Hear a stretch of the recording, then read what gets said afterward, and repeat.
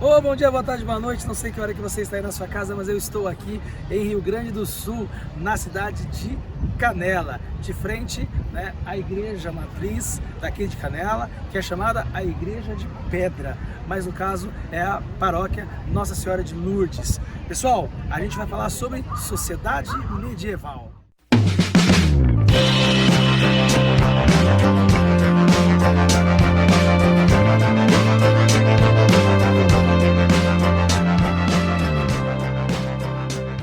Bom, meus queridos, meus amados, né, a gente sempre sabe que em matéria de vestibular, Enem e também conhecimento geral, a gente sabe que a sociedade medieval é muito quista.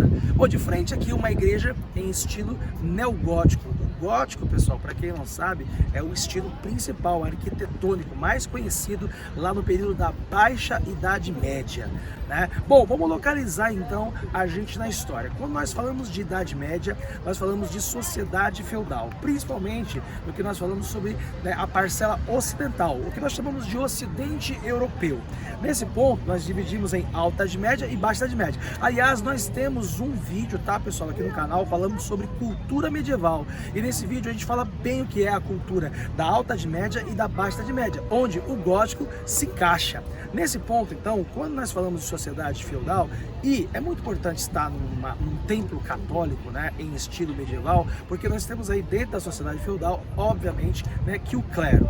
Quando você pensa em feudalismo, o sistema econômico, político e social que marcou toda a Idade Média, obviamente que você vai lembrar então de que dentro do feudalismo, na lógica social, você tem que dividir em 3 classes sociais. É um clássico. E a maioria das questões sobre a Idade Média questiona o que é cada uma dessas classes sociais dentro do período feudal. Bom, especificamente o feudalismo tem um auge, a gente coloca um auge no feudalismo, que é entre lá o século IX e o século XI. A Alta Idade Média começa no século V e por volta do século X começa o processo da Baixa Idade Média. A Baixa Idade Média ocidental vai do século XI ao século XV. E o feudalismo, ele começou a ser engendrado desde o final do Império Romano, né? Mas a gente consegue falar assim, ó, a Europa está totalmente feudalizada, ou principalmente as regiões que hoje é a região da Espanha, a Alemanha, a região da Inglaterra, partes da Itália, da Áustria, aquele centrão da Europa, viraram territórios bárbaros depois do final do Império Romano. E a fusão do mundo germânico, que principalmente aí os bárbaros de origem da Germânia, que adentraram o Império Romano, eles foram se misturando com os romanos, e a partir desta fusão, depois, né, das invasões bárbaras, começaram então a criar aí uma lógica que chamamos de sistema feudal. O sistema feudal na sua sociedade tem como a ideia os guerreiros, os chamados nobres. A ideia da nobreza feudal, pessoal, nasceu justamente dos guerreiros bárbaros germânicos, onde eles dominavam os territórios dos romanos e lá então eles se fundiam com os romanos e iam se tornando cristãos, e a partir disso eles iam então trazendo seus elementos bárbaros para a cultura romana. E neste ponto, a suzerania e a vassalagem é uma herança que vem do chamado comitatus, uma ideia de que os bárbaros tinham de fazer um ritual de posse de terra, que também era chamado de benefício. O benefício era ser beneficiado pela terra. Os bárbaros, então, trocavam entre eles as terras, e assim as terras eram doadas, eles faziam um juramento militar entre eles e eles eram beneficiados. E o comitado se torna então o ritual de cavaleiro, aquela ideia de que eles se tornaram então irmãos em sangue e também em guerra. Os nobres, pessoal, na Idade Média, principalmente no período feudal, eles eram classificados então como suzeranos, aqueles que tinham a posse da terra, e vassalos, aqueles que recebiam a posse da terra e então juravam obediência a um suzerano. Um vassalo poderia ser um suzerano de um outro nobre, assim então fazia uma teia e uma amarração, e aí então os vassalos também tinham terras e também não tinham terras, e aí os chamados cavaleiros sem terra, ou os vassalos sem terras, eram uma baixa nobreza. Então nós dividimos então os nobres em alta nobreza, que eram então os caras que tinham aí a terra, os suzeranos e os vassalos com terra, e a baixa nobreza, que seriam então os vassalos sem terra. Tudo isso, pessoal, vem da herança dos bárbaros que se fundiram aos romanos. Na segunda classe social, uma das mais conhecidas do período feudal, é os servos. Os servos, pessoal, eles são de origem muito variadas, né? Eles também são ex-plebeus do período romano, que foram sendo dominados pelos bárbaros, e também ex-bárbaros, né, que ficaram ali se fundindo com os romanos e que não eram totalmente guerreiros, né? Ex-escravos também eram considerados servos também. Porém, cristianizando essa sociedade, galera, os servos então viviam sob a proteção dos seus senhores nos feudos, dentro da lógica do sistema feudal. O feudo era um espaço de terra, onde o nobre que tinha pegado aquela terra, ou em guerra, ou herdado a terra, eles faziam então a proteção desses camponeses que viviam.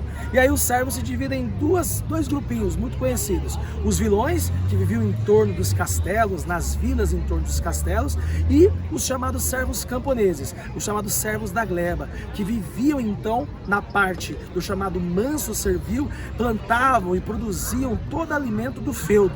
Nesta lógica, então, pessoal, eles pagavam várias taxas feudais. Das mais conhecidas, a talha, que era 50% da produção que eles produziam nas terras do manso servil, era pago para o senhor.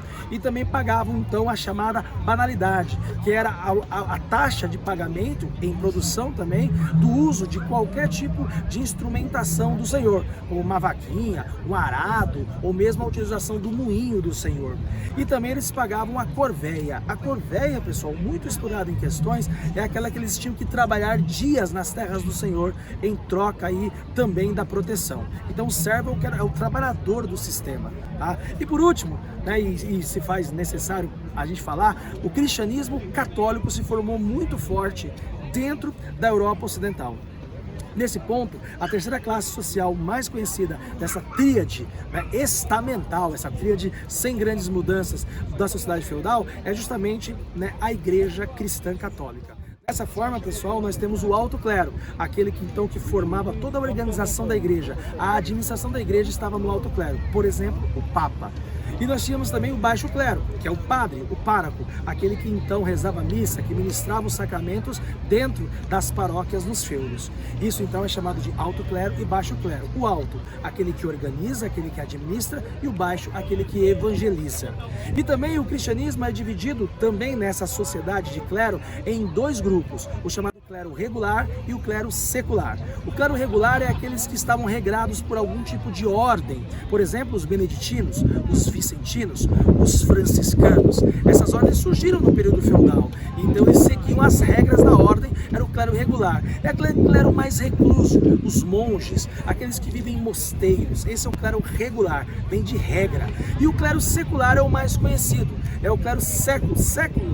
O clero secular vem de século, que significa clero mundano, aquele que está no mundo, contato com as pessoas. É o clero mais conhecido, pessoal, esse que você sabe muito bem, o papa, o cardeal, o bispo, o padre. Esse é o clero secular. Ele tem uma hierarquia muito forte, desde o papa até o padre, mas ele não segue uma regra de uma ordem religiosa. Todos são católicos, tudo bem? Porém, então, eles são do clero dividido então das suas funções. O clero regular, que tem as suas várias funções, como os monges hospitaleiros, os monges, né, que eram chamados aí, os templários também eram vistos como monges guerreiros, tá? Então a sociedade feudal se fecha nessa cúpula de três, a chamada tríade feudal: o clero, os nobres e também aí os chamados servos. Há um ditado na Idade Média que era: uns rezam, outros guerreiam e outros então trabalham.